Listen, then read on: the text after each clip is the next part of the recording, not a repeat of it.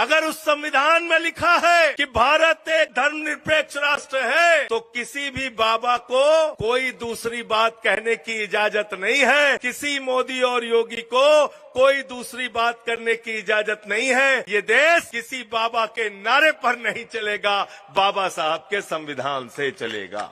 Paper leak वाला प्रदेश बना दिया है योगी मोदी की डबल इंजन की सरकार ने। हमारा नौजवान रील से रोजगार पाएगा, गोबर से रोजगार पाएगा, और अमित शाह का बेटा जिसको बल्ला पकड़ना नहीं आता, वो आईसीसी का चेयरमैन बनके और पाकिस्तान से क्रिकेट कराएगा, हजारों करोड़ की कमाई करेगा। क्या उत्तर प्रदेश में समान दृष्टि के साथ न्याय हो रहा है? मोदी योगी की डबल इंजन की सरकार में सीआरपीएफ के जवान को घोड़ी पे नहीं चढ़ने दिया जाता, बुजुर्ग को पेशाब चटवाई जाती है, कथावाचक का सिर मुड़वा दिया जाता है।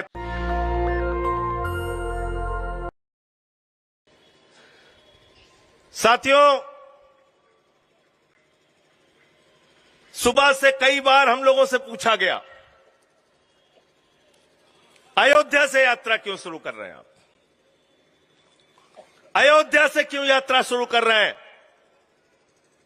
मैं कई बार जवाब दे चुका, आपको भी कहना चाहता हूं, अगर हम राम राज्य के सपने को सच करना चाहते हैं तो राम राज्य का मतलब है समान दृष्टि से सबके साथ न्याय।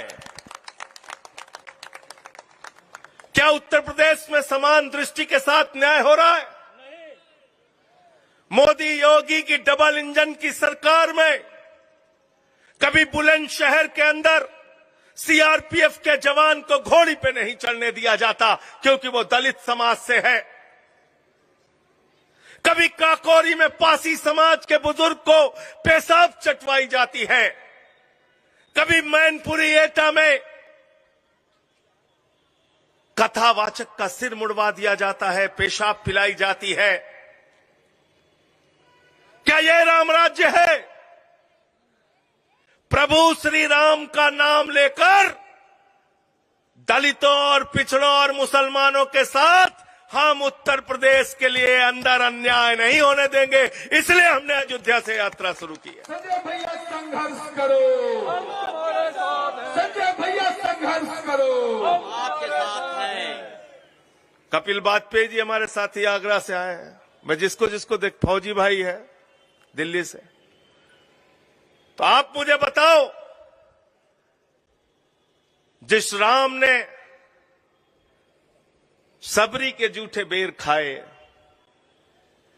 जिनको मर्यादा पुरुषोत्तम भगवान श्री राम कहा गया, भगवान श्री राम जिन्होंने पुत्र की मर्यादा का पालन किया और कहा अगर पिता ने वचन दिया है तो उस वचन को पूरा करने के लिए 14 वर्ष का वनवास मंजूर है, सत्ता मंजूर नहीं है, राजपाट मंजूर नहीं है। जिन्होंने मित्र की मर्यादा का पालन किया और विभीषण का राजाभिषेक किया, और इसके साथ साथ पुत्र का, मित्र का, साथ ही साथ शत्रु की मर्यादा का भी पालन किया और कहा अगर तुम रावण को मुखाग्नि नहीं दोगे विभीषण, तो मैं इनको मुखाग्नि दूंगा। ये थे राम। रामचरितमानस की चौपाई क्या कहती है? सब नर करहिं परस्पर प्रीति, सारे लोग आपस में प्यार से रहें। ये रामचरितमानस की चौपाई है। हिंदू धर्म क्या कहता है?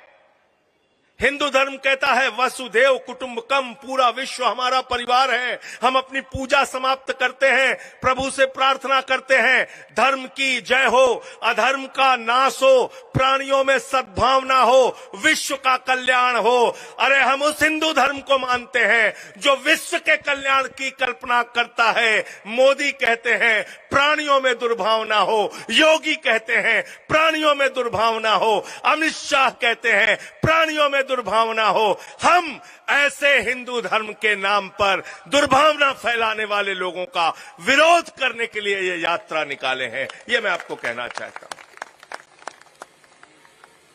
आज मुझसे पत्रकार पूछ रहे थे, कह रहे थे एक बाबा जी ने हिंदू राष्ट्र के लिए पदयात्रा निकाली है, इस पर आपका क्या कहना है संजय सिंह जी?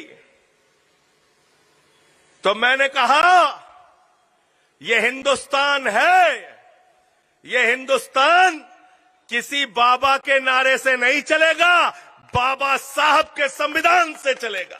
बाबा साहब अमर रहे, बाबा साहब अमर रहे, अमर रहे, अमर रहे।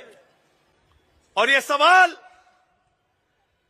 देशद्रोह का सवाल है, यह सवाल भारत के संविधान के खिलाफ सवाल है, यह सवाल किसी मीडिया चैनल और किसी पत्रकार को भी नहीं पूछना चाहिए, क्योंकि देश के प्रधानमंत्री ने भारत के संविधान पर शपथ ली है, देश के गृह मंत्री ने भारत के संविधान पर शपथ ली है, संसद में बैठने वाले सारे सांसदों ने भारत के संविधान पर शपथ ली है, योगी आदित्यनाथ ने भारत के संविधान पर शपथ ली है, और उस संविधान में जो बाबा साहब ने लिखा है उसमें लिखा है भारत एक धर्मनिरपेक्ष राष्ट्र है, इसलिए हम उसकी बात करेंगे और किसी की बात नहीं करेंगे। अगर संविधान में लिखा है भारत एक धर्मनिरपेक्ष राष्ट्र है, तो मोदी उसी संविधान पे हाथ रख के शपथ लिए हैं ना? क्यों राजेश जी, कानपुर के हमारे जो नेता है, लिया नहीं लिया है? आशुतोष सेंगर जी हमारे साथी हैं, उन्होंने भी बड़ी मेहनत की, सुफियान भाई हमारे हैं। साथियों, अगर उस संविधान में लिखा है कि भारत एक धर्मनिरपेक्ष राष्ट्र है, तो किसी भी बाबा को कोई दूसरी बात कहने की इजाजत नहीं है, किसी मोदी और योगी को कोई दूसरी बात करने की इजाजत नहीं है। ये देश किसी बाबा के नारे पर नहीं चलेगा, बाबा साहब के संविधान से चलेगा। और हम तो कह रहे हैं कि सामाजिक न्याय दो, क्योंकि उत्तर प्रदेश में सामाजिक अन्याय हो रहा है। और याद रखना, गलती से अगर हिंदू राष्ट्र बन गया तो क्या कहेंगे? कहेंगे तालाब में पानी, तालाब में पानी। अगर सड़क पे निकलना है तो गले के अंदर हांडी बांध के निकलना पड़ेगा और पीछे झाड़ू बांध के निकलना पड़ेगा। अगर हिंदू राष्ट्र की बात करोगे तो याद कर लेना, ये जो समाज में भेदभाव फैलाने वाले लोग हैं, इन्होंने अभी तो जब इस देश का संविधान चल रहा है तब ये पासी समाज के एक बुजुर्ग को, 80 साल के बुजुर्ग को मंदिर में पेशाब चटवा रहे हैं। अगर गलती से इनके कल्पना का राज्य बन गया तब तो किसी का निकलना भी मुश्किल हो जाएगा। इसलिए हमको धर्मनिरपेक्ष राष्ट्र चाहिए, हमको हिंदू, मुस्लिम, सिख, ईसाई, किसी जाति, किसी धर्म के नाम पे राष्ट्र नहीं चाहिए। मंजूर है सबको? मंजूर है? तो हम संविधान के लिए लड़ेंगे। दूसरी बात रोजगार की है। आज उत्तर प्रदेश में बेरोजगारी की हालत क्या है?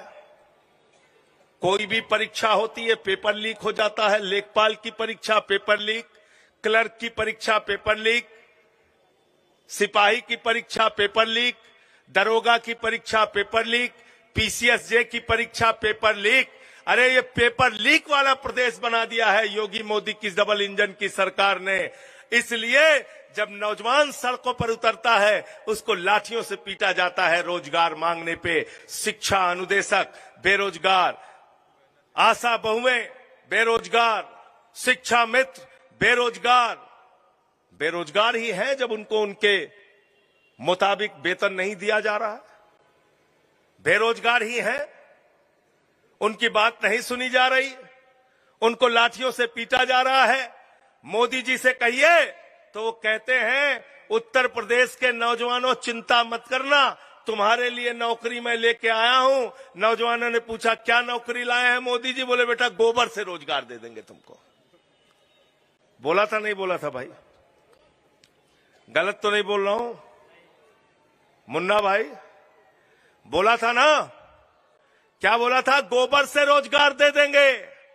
अभी बिहार में गए, बोले बिहार के नौजवानों चिंता मत करना, 8-8 घंटे बेटा रील बनाते रहो, रील से रोजगार ले लो।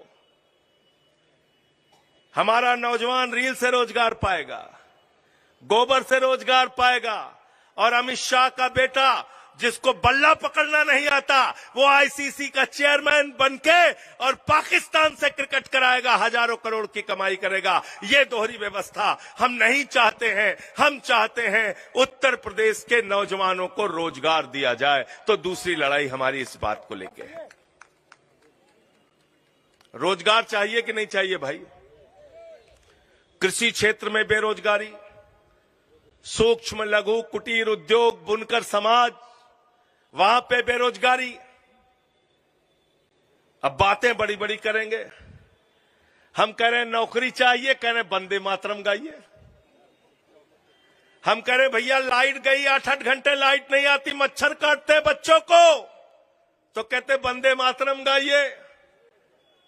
तो हमने कहा अरे सरकारी स्कूल तो बाबा जी आपने बंद कर दिया, वंदे मातरम कहां गाए?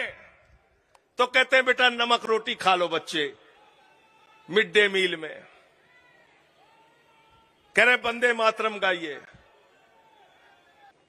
जब आप कहिए नौकरी चाहिए तो कहते वंदे मातरम गाओ। जब आप कहिए किसान को फसल का दाम चाहिए तो कहते भारत माता की जय, जय श्री राम। अब इन नारों के पीछे हम तुमको छुपने नहीं देंगे। अब साथ साथ नारा लगेगा, तुम भारत माता की जय कहोगे, हम भी भारत माता की जय कहेंगे और तुमसे सवाल पूछेंगे कि भारत माता की रक्षा करने के लिए जो सेना के हमारे जवान थे, उस सेना को तुमने 4 साल के ठेके पर क्यों रखा? इसका जवाब दो। अग्निवीर योजना कब बंद करोगे? गलत तो नहीं कह रहा हूं। और साथ में भारत माता की जय लगाएंगे हम भी। तुम भारत माता की जय लगाओगे तो हम आपसे सवाल पूछेंगे, तुमने रेल, तुमने सेल, तुमने कोयला, तुमने गैस, तुमने बिजली, तुमने पानी, तुमने सीपोर्ट, तुमने एयरपोर्ट, तुमने आकाश से लेकर पाताल तक अपने दोस्त अडानी को क्यों बेचा? तुम भारत की संपत्तियां बेच रहे हो, भारत माता की संपत्तियां बेच रहे हो, इन लुटेरों के हाथों में बेच रहे हो। ये लूट हम होने नहीं देंगे। भारत माता की जय तुमको नकली तरीके से लगाने संजय भैया जिंदाबाद, संजय भैया संघर्ष करो, आपके साथ है। तुम भारत माता की जय लगाओगे, हम भी तुम्हारे साथ भारत माता की जय लगाएंगे।